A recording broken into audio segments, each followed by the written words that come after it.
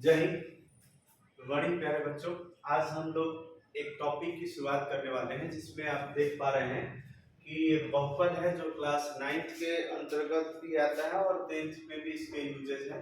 तो हम लोग जानने वाले हैं कि बहुपद होते क्या हैं और इसे कैसे पहचानेंगे और इसे कितने प्रकार से या किन किन आधार पर बांटा गया है, इसके बारे में भी हम लोग जानने वाले हैं। ठीक है, तो इसको हम लोग शुरुआत करते हैं। तो बहुपद क्या है कि वह बीजीय व्यंजक होता है जिसको हम लोग चर के धनात्मक घातों के रूप में कह सकते हैं, व्यक्त कर सकते हैं। अब इसके पहले आपको चर और अचर जानना पड़ेगा। तो हम लोग जान लेते हैं कि बहुपद में दो भाग हो जाते हैं। तो पहले होते हैं चर वाले भाग और एक होते हैं अचर वाले भाग। तो चर मान होते हैं जिसको वेरिएबल वैल्यू के नाम से कहा जाता है, यानी इसके मान बदलते रहते हैं। जैसे कि हम लोग A to Z कह सकते हैं या हम लोग कहते हैं कि X Y Z वाले मान जो होते हैं ये चर मान कहलाते हैं। यानी ABCD का कोई भी अक्षर अगर आता है तो उसको हम लोग चर मान कहते हैं। क्यों? क्योंकि कभी X का मान कुछ भी आ जाता है, जैसे 5 आया, कभी X का मान 2 आता है, तो ये बदलते रहता है। ठीक है, लेकिन अचर मान की अगर हम बात करते हैं तो अचर मान के अंतर्गत जो है 0 है, 1 है, 2 है, 3 है, ये ऐसे बढ़ते चले जाते हैं अनंत तक। ठीक है, यानी इसकी जो मान है वो बदलता है, लेकिन इसका मान जो है नहीं बदलता है। इसको अचर मान भी कहा जाता है, वेरिएबल वैल्यू कहा जाता है, जिसमें 0 है। मान लीजिए 0 के स्थान पर आप दूसरा कोई अंक नहीं लिख सकते, जैसे 1 है तो 1 के स्थान पर 1 ही लिख सकते हैं। लेकिन जब हम लोग समीकरण को हल करते हैं तो x का मान कभी 5 भी आ जाता है, x का मान कभी 3 भी आ जाता है, x का मान कभी बट्टा में भी आ जाता है, x का मान कभी 8 -8 इस तरह से आ जाता है। यानी कि ये जो मान है वो वेरिएबल वैल्यू है, इसको हम लोग वेरिएबल वैल्यू कहते हैं। ये बदलते रहता है, इसकी कोई निश्चित मान नहीं रहता है। तो इस तरह से है। तो इसमें हम लोग बहुपद के अंतर्गत पढ़ना क्या है, बहुपद के अंतर्गत क्या पढ़ना है वो देखते हैं। तो इसमें हम लोग को पढ़ना है कि बहुपद का वह बीजीय व्यंजक, वह बीजीय व्यंजक जिसमें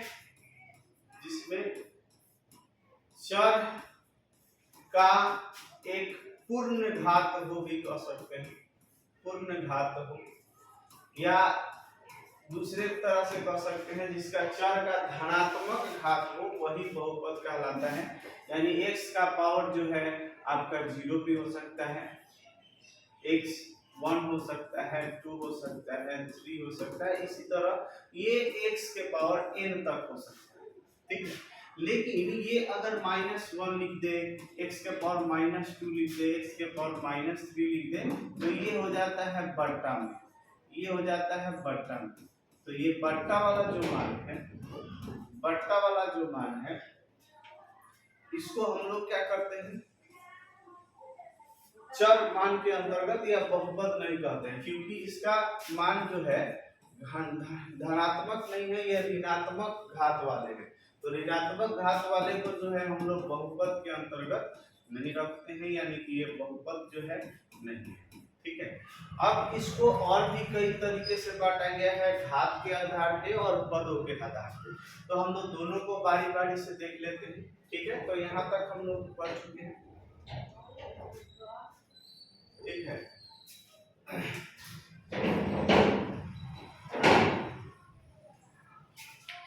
आगे हम लोग देखते हैं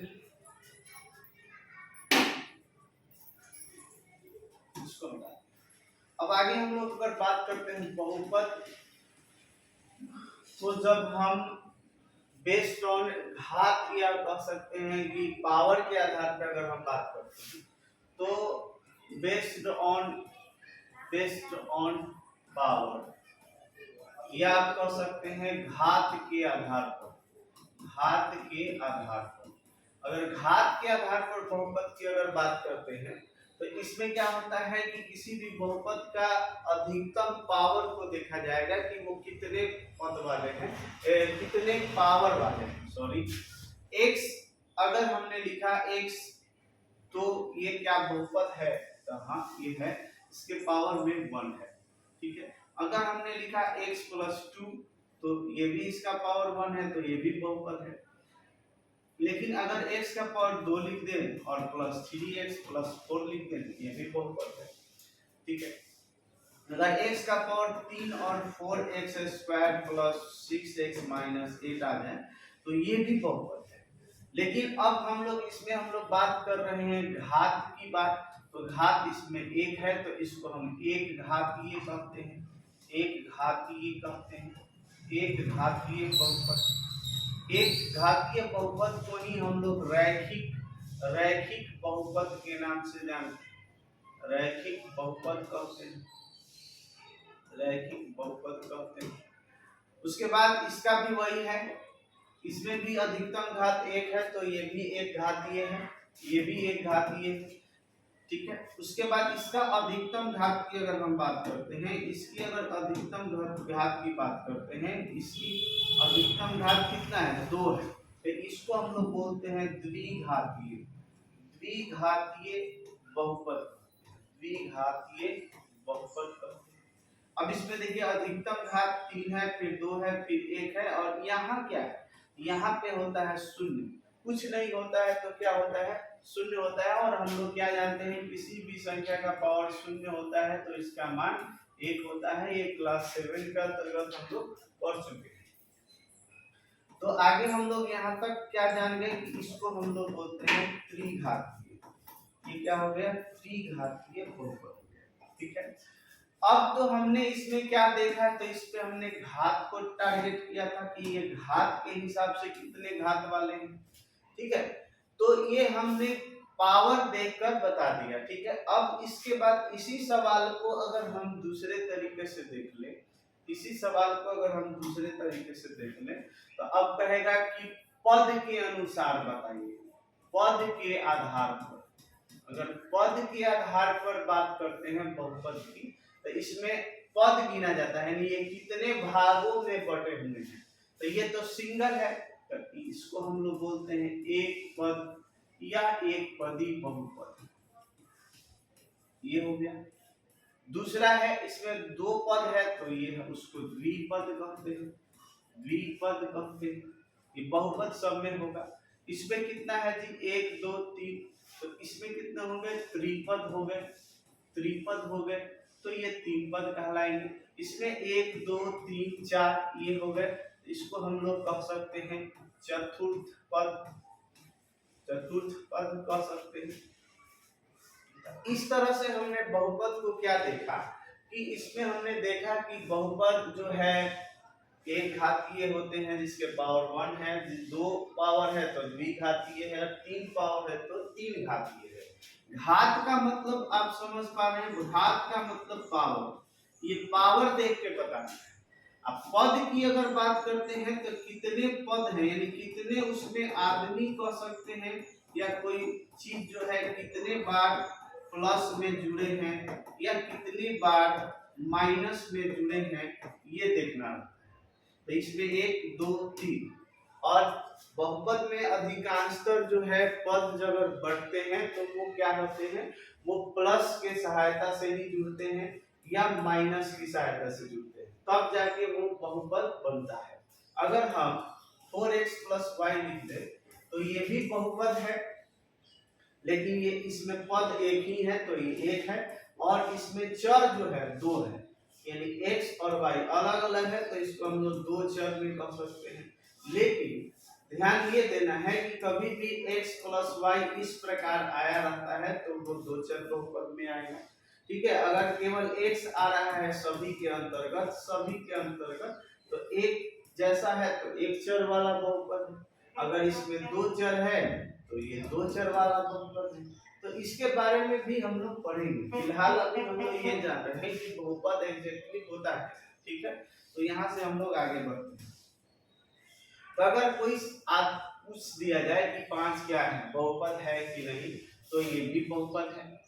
क्यों? इसके साथ x का अधिकतम घात क्या है? 0 है, तो इसको हम लोग बोलते हैं शून्य घात वाले बहुपद। शून्य घात वाले क्या है? बहुपद है। यानी कि कोई भी मान अगर लिख दिया जाए, -3 हो, -18 हो या 1/2 हो, कुछ भी, तो ये सभी क्या है, बहुपद है अपने आप में, ठीक है। लेकिन इसका अधिकतम घात जो है x का, ये क्या होता है, 0 होता है, ठीक है। इसके अलावा अगर आप कोई भी a b c कुछ भी लिख देते हैं, a b c या कुछ भी, तो ये बहुपद के रूप में है, ठीक है। जैसे हमने लिख दिया 2a प्लस 6a स्क्वायर, मान लीजिए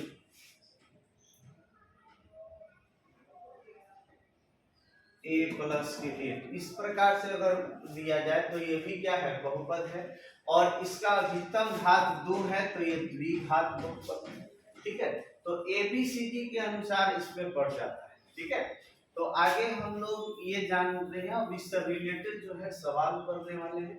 तो इस सवाल को हम लोग दूसरे चैप्टर में करेंगे। फिलहाल अभी तक अगर आपको इसमें कोई डाउट है तो आप अवश्य ही कमेंट कर सकते हैं, ठीक है। चैनल को आप लोग सब्सक्राइब करें ताकि आपको इससे रिलेटेड वीडियो फिर मिले, ठीक है। तो हम लोग बात करने वाले हैं इसके बाद बहुपद से रिलेटेड जो क्वेश्चंस आने वाले हैं, तो उसको हम लोग पढ़ेंगे। फिलहाल इसमें आप समझ गए हैं कि कोई भी अंक आप लिख देते हैं XYZ वाला तो वो सब बहुपद होते हैं।